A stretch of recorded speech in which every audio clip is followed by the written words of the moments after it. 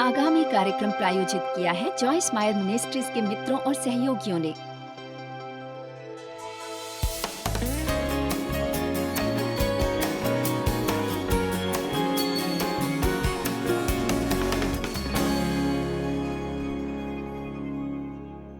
Bible के अनुसार चिंता और संसार की परेशानी और भय दौलत का छलावा वचन को दबा देता है। वो सारा समय परमेश्वर के वचन पर ध्यान लगाकर गुजारो जो चिंता करते हुए गुजारते हो। विश्वास की अच्छी लड़ाई लड़ो। अपनी बाइबल निकालो और जोर से वचन बोलना आरंभ करो। आपकी अपनी आवाज उन गलत विचारों को भंग करेगी जो आपको सूझते हैं। आप किसी और की कही बात से अधिक अपनी बात पर विश्वास करेंगे। एक फैसला कर लो कि आप चिंता में नहीं जिएंगे। सृष्टि में मनुष्य एकमात्र प्राणी है जो चिंता करता है और हमें सबसे अधिक बुद्धिमान समझा जाता है। हम मानव सृष्टि की सबसे बढ़िया रचना है। अन्य सभी समझते हैं पेड़ चिंता नहीं करते, पक्षी चिंता नहीं करते, खरगोश चिंता नहीं करते, फूल चिंता नहीं करते, शेर चिंता नहीं करते, सुअर चिंता नहीं करते, गाय चिंता नहीं करती। पर हम सबसे होशियार, सबसे समझदार, सबसे बुद्धिमान प्राणी चिंता करते हैं। कोई दूसरा नहीं करता। मत्ती 25 या मत्ती 6 माफ कीजिए।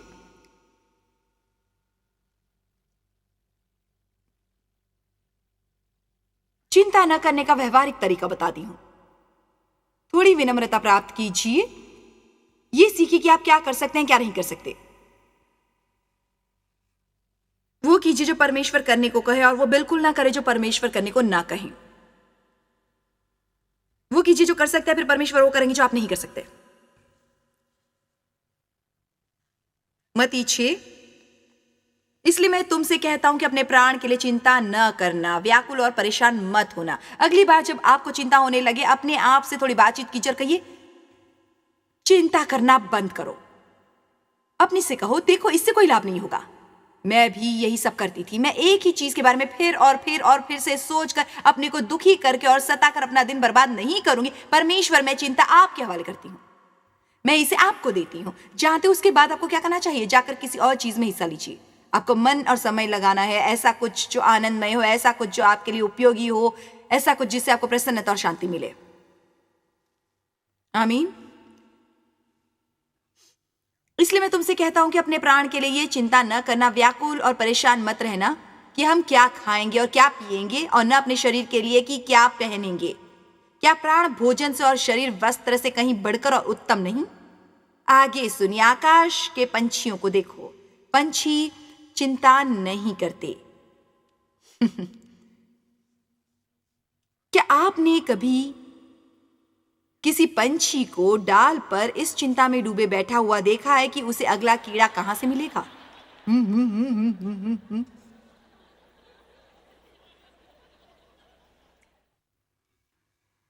आकाश के पंछियों को देखो। वो न बोते हैं, न काटते हैं और न रक्तों से बटोरते हैं। लोभी तुम्हारा स्वर्गीय पिता उनको खिलाता है। क्या तुम उनसे अधिक मूल्य नहीं रखते? वो इस तरह जारी रखते हैं और बात करते हैं फूलों और सुलेमान के बारे में कि अपने सारे विभव में उन्होंने फूलों जैसे सुंदर कपड़े नहीं पहने थे। वचन 31 के अनुसार, इसलिए तुम चिंता करके ये ना कहना, यदि आप चिंता करेंगे तो वो आपके मुंह से बाहर निकलेगी। इसलिए शैतान इस आशा से बाहर दिमाग में गलत विचार डालता है कि वो हमारे मुंह से बाहर निकलेंगे, क्योंकि हमारे शब्द शक्तिशाली होते हैं, उससे कहीं अधिक जीतने की हम कल्पना कर सकते हैं। जब हम कुछ बोलना आरंभ करते हैं, तब या तो परमेश्वर को काम करने की इजाजत देते हैं या फिर शत्रु को काम करने की इजाजत देते हैं। क्या मैं आपसे फिर से कहूं?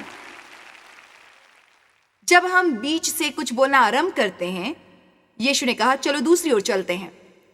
अब हम बीच में होते हैं, हम तूफान में होते हैं और हम कुछ न कुछ कहने वाले होते हैं। सो हम जो कहते हैं वो या तो परमेश्वर को काम करने की अनुमति दे सकता है। हमें ये कहना चाहिए कि परमेश्वर, मुझे आप पर विश्वास है, मैं आप पर निर्भर रहता और विश्वास करता हूं। मुझे ये अच्छा नहीं लग रहा, मुझे अच्छा महसूस नहीं हो रहा, पर मुझे विश्वास है कि सब आपके नियंत्रण में है और ये कि इन सब के द्वारा अंत में अच्छा ही होगा। मुझ पर अनुग्रह करो कि मैं इसमें स्थिर रहूं। अब परमेश्वर काम कर सकते हैं। पर दूसरी ओर, यदि आप अपना मुंह खोलकर कहेंगे, मैं नहीं जानता हम क्या करेंगे, हमें क्या करना चाहिए, हम डूब जाएंगे, तब शैतान कहता है वो मछली जाल में फंस गई। भजन 91:1-2 क्या लिखता है? जो परम प्रधान के धाये हुए स्थान में बैठा रहे, वो सर्वशक्तिमान की धाया में ठिकाना पाएगा, जिसकी शक्ति के सामने कोई शत्रु टिक नहीं सकता। मैं यहोवा के विषय में कहूंगा। आप यहोवा के विषय में क्या कहते हैं? मैं यहोवा के विषय में कहूंगा कि वो मेरा शरण स्थान और गढ़ है, वो मेरा परमेश्वर है। मैं उस पर भरोसा रखूंगा। मैं यहोवा के विषय में कहूंगा। हम प्रभु के विषय में क्या कहते हैं? चिंता एक चोर है। प्रभु के विषय में क्या कहते हैं? चिंता एक चोर है। वो आपकी शांति चुराती है, आपका आनंद चुराती है, और सबसे अधिक वो आपका आज चुराती है। आज आज आज का दिन जो प्रभु ने बनाया है। मैं आपको ये गारंटी नहीं दे सकती कि आपको एक और दिन मिलेगा, चाहे मैं आशा करती हूं, मैं सचमुच आशा करती हूं, मेरे विचार से मुझे मिलेगा, पर यदि न मिला तो मैं वो अंतिम दिन बर्बाद नहीं करना चाहती। वर्तमान सबसे महान सौगात जो परमेश्वर ने हमें दी है वो है। हमें उस पल का आनंद लेना चाहिए जो हमारे पास है। हमें इस पल को व्यर्थ नहीं करना चाहिए, उस पल की चिंता करने में जो गुजर गया है और जिसके बारे में हम कुछ नहीं कर सकते थे, उस पल की चिंता करके जो आने वाला है और जिस पर हमारा कोई नियंत्रण नहीं है। इसलिए हमें अतीत को पीछे छोड़कर भविष्य को परमेश्वर के हाथ में रहने देना चाहिए। हमें पुरानी बातों को भुलाकर भविष्य के बारे में सोचना चाहिए, इस पल का आनंद लेना चाहिए। Come on.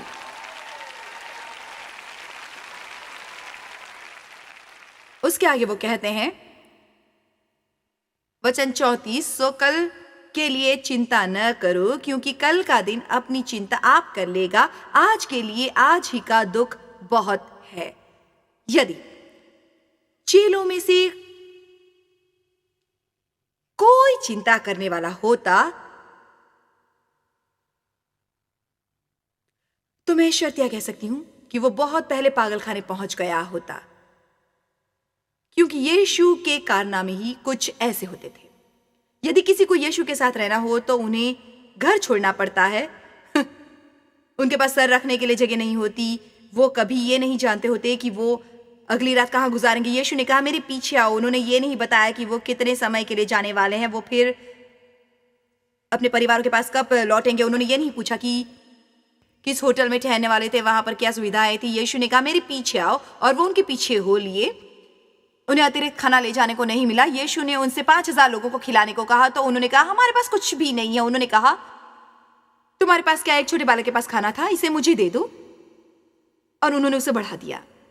लूका 10 में उन्होंने 70 चेलों में से 2-2 को बाहर भेजा ताकि वो जाकर रोगियों को चंगा करे और सुसमाचार का प्रचार करे। उन्होंने कहा, अपने साथ में बटुआ मत ले जाना, कोई अतिरिक्त थैला मत ले जाना, चप्पलों की अतिरिक्त जोड़ी मत ले जाना। उन्होंने कहा, अपना ध्यान भटकने मत देना और तुम्हें अपनी गति कम नहीं करनी राह में रुककर किसी को शुभकामनाएं देने के लिए।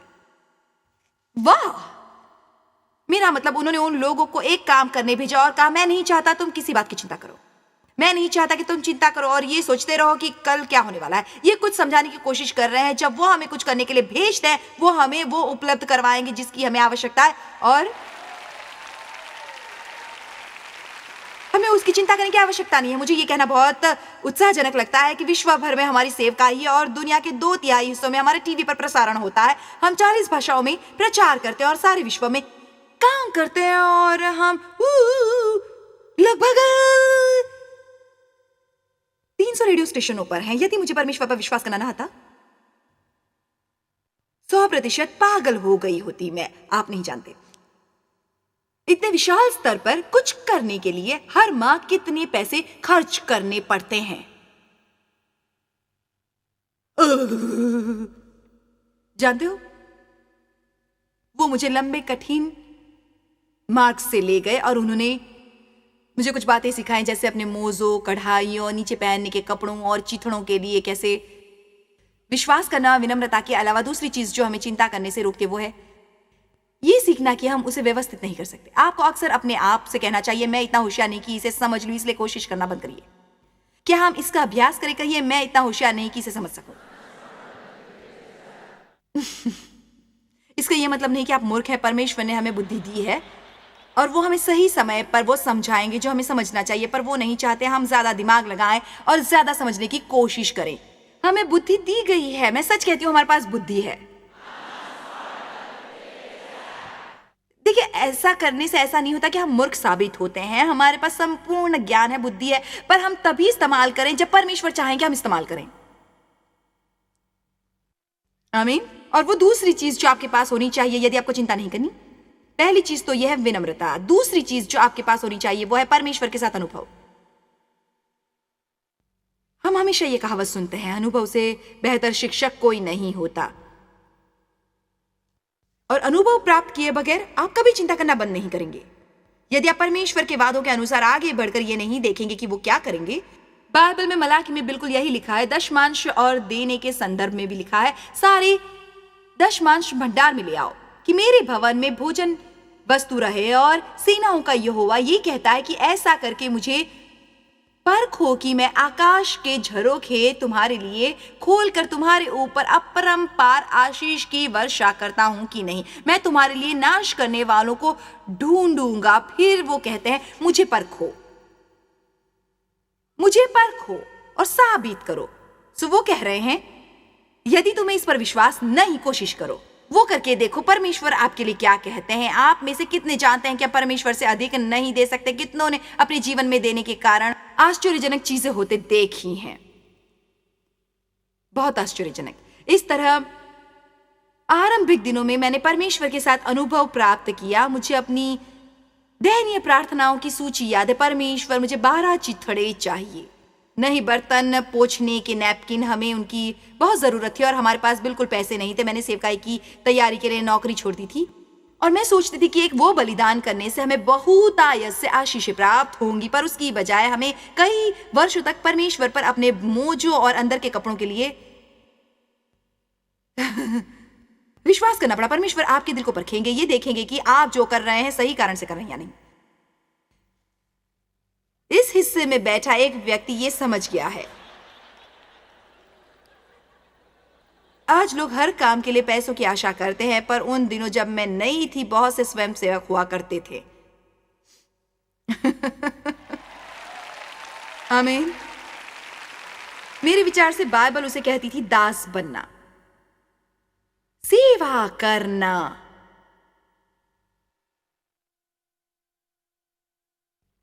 बहुत सी जरूरतें थी और परमेश्वर बुनियादी जरूरतें पूरी करती थी, पर हम बहुत निम्न स्तर पर जीते थे। मुझे बहुत वर्षों तक $2-3 लेकर गैरेज सेल में से परमेश्वर पर यह विश्वास करते हुए जाना पड़ता था कि मुझे वहां बच्चों के लिए जूते मिलेंगे। और इस दौरान में यह प्रचार करती थी कि परमेश्वर हमें आशीष और समृद्धि देना चाहते थे और विश्वास द्वारा कैसे जीना चाहिए। कई बार बहुत बेतुका लगता था उसके बारे में प्रचार करना और ऐसा अनुभव करना जैसे वो मेरे लिए काम नहीं कर रहा था, पर तब मैं बीच में थी। यीशु ने कहा चलो पार करके दूसरी ओर जाए। मैं नाव पर सवार थी, पर अभी हम दूसरी तरफ नहीं पहुंचे थे। मैं बीच में थी और बीच में मैं जो करती उससे यह तय करना था कि मैं दूसरी ओर पहुंचूंगी या नहीं, और यह कि मुझे दूसरी ओर पहुंचने के लिए कितना समय लगेगा। मैं आपको बता सकती हूं कि मैंने बीच में नाव में बहुत सी गलतियां की, पर मैं आपकी मदद करना चाहती हूं ताकि आप वो गलती ना करें। और मैंने क्या सीखा? मैंने सीखा कि इतनी होशियार नहीं कि अपनी समस्याएं हल कर सकूं। मैंने सीखा कि मैं अपने पति को नहीं बदल सकती, मैं अपने बच्चों को नहीं बदल सकती, मैं दुनिया नहीं बदल सकती, वो बहुत कठिन है।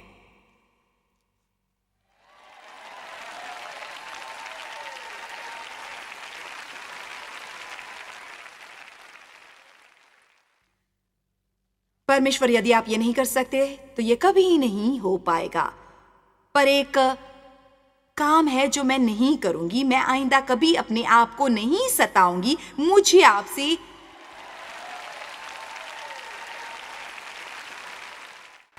एक सवाल पूछना है। जॉयस माता की ओर देखिए। किसी और के गलत चुनाव के लिए आपको क्यों स्वयं को दुखी करना चाहिए?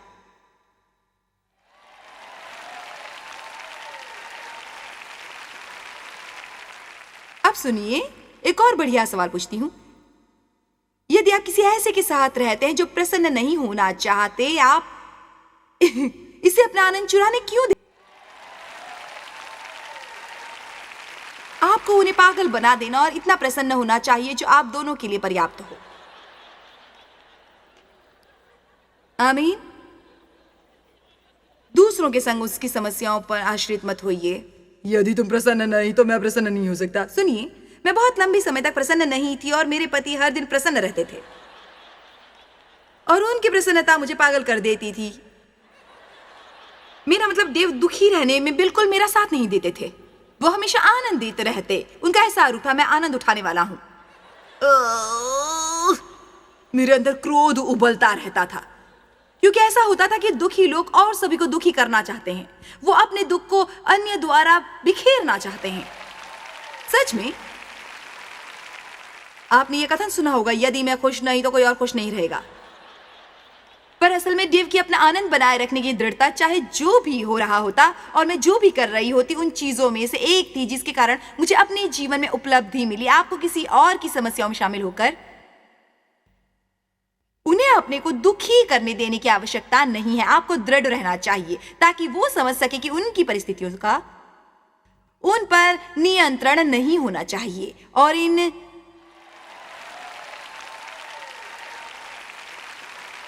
और इन सब सालों के दौरान परमेश्वर वफादारी से हर माह भिन्न तरीकों से हमारी जरूरतें पूरी करते रहे। हमारे पास हर माह अपने बिलों का भुगतान करने के लिए $40 कम होते थे और हर माह परमेश्वर किसी न किसी तरीके हमारी मदद करते। मेरा मतलब वो कुछ ऐसा था। जब मैं उन दिनों के बारे में सोचती हूँ, वो बहुत बहुमूल्य थे। वही परमेश्वर और आपके बीच के संबंध को विकसित करते हैं।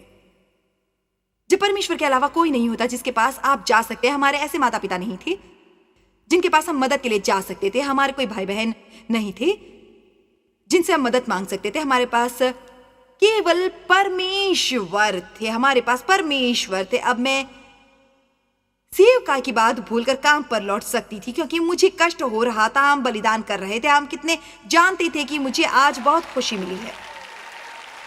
मुझे खुशी है कि मैं बीच में से सफलतापूर्वक पार हुई और मैं चाहती हूं कि आप भी बीच में से सफलतापूर्वक पार निकलो, पर मुझसे कम समय में। और मेरी बात याद रखिए, आपको उन सब बातों के लिए अपने को परेशान नहीं करना चाहिए जिनके लिए आप अपने को परेशान करते हैं। वो व्यर्थ होता है। किसी भी बात की चिंता मत कीजिए, परंतु हर एक बात में तुम्हारे निवेदन, प्रार्थना और विनती के द्वारा धन्यवाद के साथ परमेश्वर के सम्मुख उपस्थित किए जाएं। तब परमेश्वर की शांति जो समझ से बिल्कुल परे है तुम्हारे हृदय और तुम्हारे विचारों को मसीह यीशु में सुरक्षित रखेगी। और अपनी सारी चिंता उसी पर डाल दो क्योंकि उसको तुम्हारा ध्यान है। पर इससे पहले 1 पत्रस 5:6 में लिखा है, परमेश्वर के बलवंत हाथ के नीचे दीनता से रहो जिससे वो तुम्हें उचित समय पर बढ़ाएं और अपनी सारी चिंता उसी पर डाल दो। हम विनम्रता कैसे प्रदर्शित करते हैं? चिंता न करके। चिंता करके हम केवल ये कहते हैं, माफ कीजिए परमेश्वर, मेरे विचार से मुझे इससे निपटना चाहिए। शर्तिया वो बहुत हास्यजनक होता है जब हम परमेश्वर को बताते हैं हम उनसे क्या करवाना चाहते हैं। कुछ दिन पहले मैंने खुद को पकड़ लिया जब मैं ऐसा करने वाली थी और अब मुझे अधिक ज्ञान है। उन चीजों की चिंता करनी बंद करो जिसके साथ निपटने की आपको कोशिश भी नहीं करनी चाहिए। चिंता चिंता चिंता ना जानने का उपहार प्राप्त करो। मैं बहुत सी बातें नहीं जानती और मुझे इससे कोई परेशानी नहीं, पर पहली मेरे लिए उलझने वाली बात यही होती थी। मुझे नीति वचन 3:5-7 प्यारा है, तू अपनी समझ का सहारा न लेना वरन संपूर्ण मन से यहोवा पर भरोसा रखना, उसी को समर्पण करके सब काम करना, तब वो तेरे लिए सीधा मार्ग निकालेगा। अपनी दृष्टि में बुद्धिमान न होना। देखा, फिर से लिखा है। ये मत सोचो कि आप इतने होशियार हो कि अपनी समस्याओं को समझ लेंगे। कितना समझ रहे हैं कि अपने को सताना कैसी मूर्खता होती है। याद रखिए, मेरा आपको ये बताने का ये अर्थ नहीं कि ये अपने आप बंद हो जाएगा। मेरा मतलब आपको इसका सामना करना पड़ेगा, इसका विरोध करना होगा। आपको कुछ घोषणाएं करनी होंगी। मैं ऐसा नहीं करूंगा, मैं चिंता में नहीं जीऊंगा, मैं चिंता में नहीं जीऊंगा, मैं अपने जीवन का आनंद उठाऊंगा, मेरे पास शांति होगी। परमेश्वर ने मेरे लिए शांति छोड़ी है और मैं यीशु के नाम पर उसे पाकर रहूंगा। मैं अपना जीवन दुखी रहकर नहीं गुजारूंगा। मैं कल्पना भी नहीं कर सकती उन लोगों की जो यीशु के पीछे चल दिए थे। वो क्या सोचते थे? एक दिन ऐसी परिस्थिति थी कि वो एक कुएं के पास गए। उन्होंने कहा, एक स्त्री मिली। उन्होंने कहा, मुझे थोड़ा पानी दो। ये यूहन्ना 4 में है। उस स्त्री ने कहा, तू यहूदी होकर मुझ सामरी स्त्री से पानी क्यों मांगता है? क्योंकि यहूदी सामरियों के साथ किसी प्रकार का व्यवहार नहीं रखते। फिर उस स्त्री ने कहा, इसके अलावा मैं एक स्त्री हूं और उन दिनों पुरुष उन स्त्रियों से बात नहीं करते थे जिन्हें वो नहीं जानते थे, उस पर मनाही ही थी। इसलिए यीशु ने कहा, मुझे थोड़ा पानी दो। तो वो पहले ही उलझन में थी और फिर यीशु इसे दूसरे स्तर पर ले गए और उन्होंने कहा, यदि तू ये जानती कि वो कौन है जो तुझसे कहता है मुझे पानी पिला, तो तू उससे मांगती और वो तुझे जीवन का जल देता, क्योंकि जो पानी तू पी रही है उससे तेरी प्यास कभी नहीं बुझेगी। पर मेरे पास पानी है जो मैं तुम्हें दे सकता हूं। यदि तू वो जीवित पानी पिएगी तुम्हें फिर कभी प्यास नहीं लगेगी। वो उस स्त्री ने फिर कहा, छी, तो तेरी बाल्टी कहाँ है? तुम्हारे पास बाल्टी नहीं है? उन्होंने भी यही कहना था, अच्छा तुम अपना पानी कहां से लाओगे? तुम्हारे पास एक बाल्टी भी नहीं है।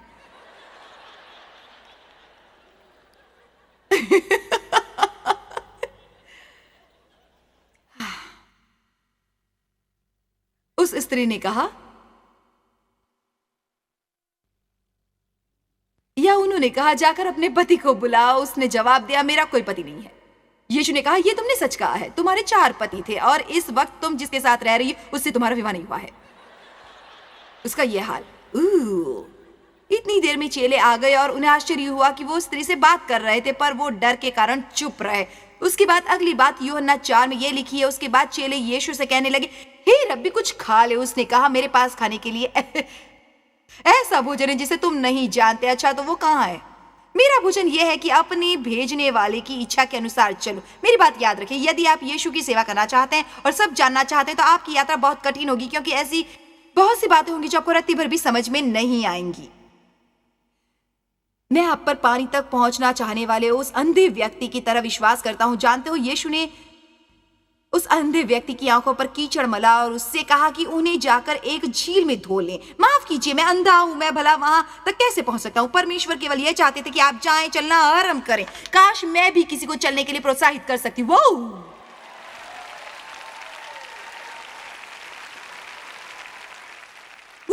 मदद करो यीशु।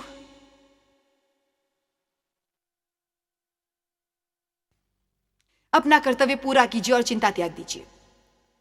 इफिसियों 6 में आत्मिक युद्ध के बारे में यह लिखा है, संकट के वक्त जो जरूरी हो कर लो, फिर अपने स्थान पर स्थिर रहो। ऐसा नहीं कि आपको कुछ नहीं करना। देव इस तरह से कहते हैं, जो मुझे प्यारा है, अपना कर्तव्य पूरा करो और चिंता त्याग दो। कठिनाइयों के वक्त हमारा क्या कर्तव्य होता है? प्रार्थना करना, बोलना वो करना जो परमेश्वर कहे। हमारा हिस्सा होता है प्रार्थना करना, अच्छा इकरार करते रहना, सकारात्मक रहना और कठिनाइयों के वक्त शिकायतें न करना। काश मेरे पास शिकायतों के बारे में बोलने के लिए 1 और घंटा होता। अपने पर तरस खाना बंद कीजिए। उन लोगों से ईर्ष्या मत कीजिए जिन्हें आपकी जैसी समस्याएं नहीं है। इतना अच्छा होता, कितना अच्छा होता कोई समस्या ना होती।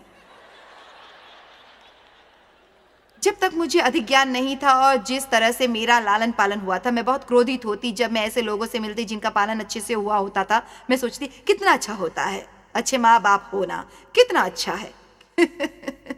आपको ये रुख त्यागना है। परमेश्वर के पास हम में से हर एक के लिए व्यक्तिगत योजना है और वो आपके साथ उस तरीके काम नहीं करेंगे जैसे उनके साथ करते हैं, पर केवल इसीलिए कि वो आपके लिए नहीं कर रहे उस तरह से जैसे उनके लिए किया था। इसका ये मतलब नहीं कि वो आपके लिए जो करेंगे वो घटिया होगा।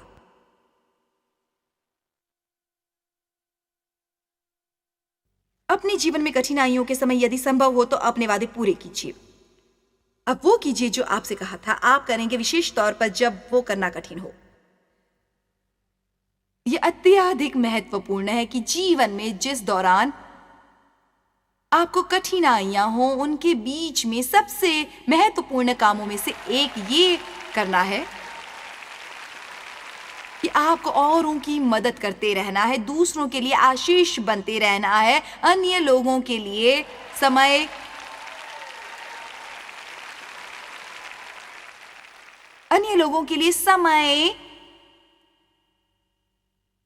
सेवा, प्रेम और प्रेरणा का बीज बोते रहना है, ताकि आपको अपने जीवन में